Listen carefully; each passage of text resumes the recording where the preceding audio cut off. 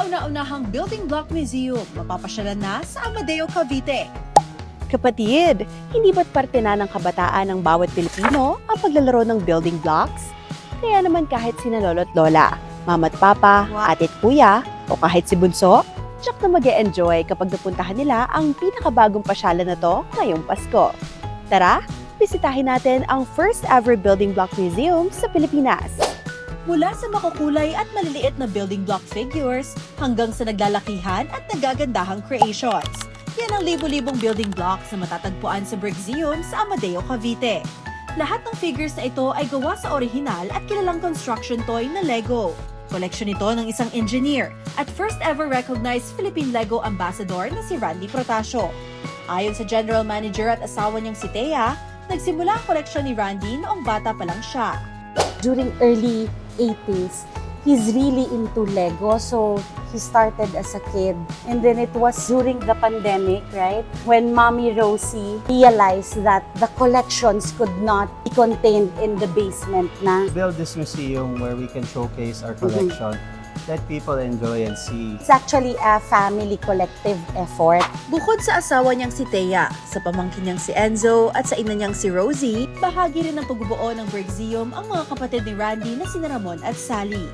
Sa paglipas ng panahon, tila na-impluwensyahan na rin ni Randy ang kanyang mga kapatid sa pagkahilig sa building blocks. Kwento ni Mami Rosie, sa murang edad, kitang-kita niya na ang pagiging creative at passionate ng kanyang anak na si Randy. Nung maliit pa siya, baby lang siya, mag-uumpisa na mag-build kami.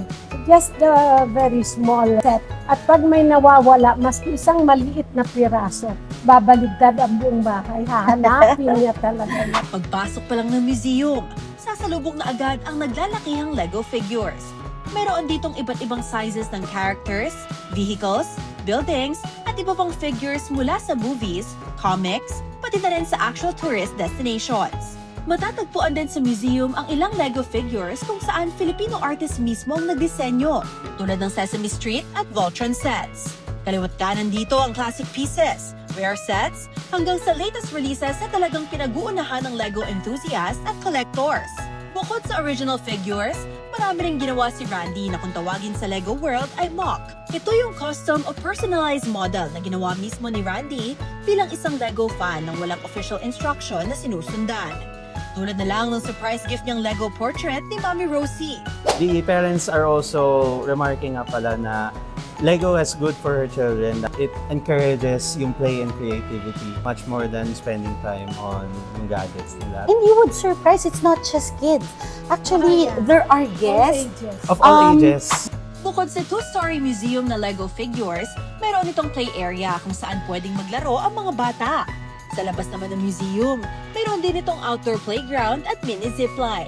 Last but not the least, mayroon din silang cafe na may iba't ibang snacks, pastries, breads at unlimited complimentary coffee. Bukas ang Brixeum Lunes, Huwebes at Biyernes mula 10 a.m. to 6 p.m. at 9 a.m. to 6 p.m. naman tuwing Sabado at Linggo. Maaaring bisitahin ng museum sa halagang 298 pesos para sa whole day access. Take time to visit Brixeum and see for yourself how people keep telling us that this is really their happy place. That's why we welcome you to Brixeum and keep on building because every day is awesome. Happy day. Happy day.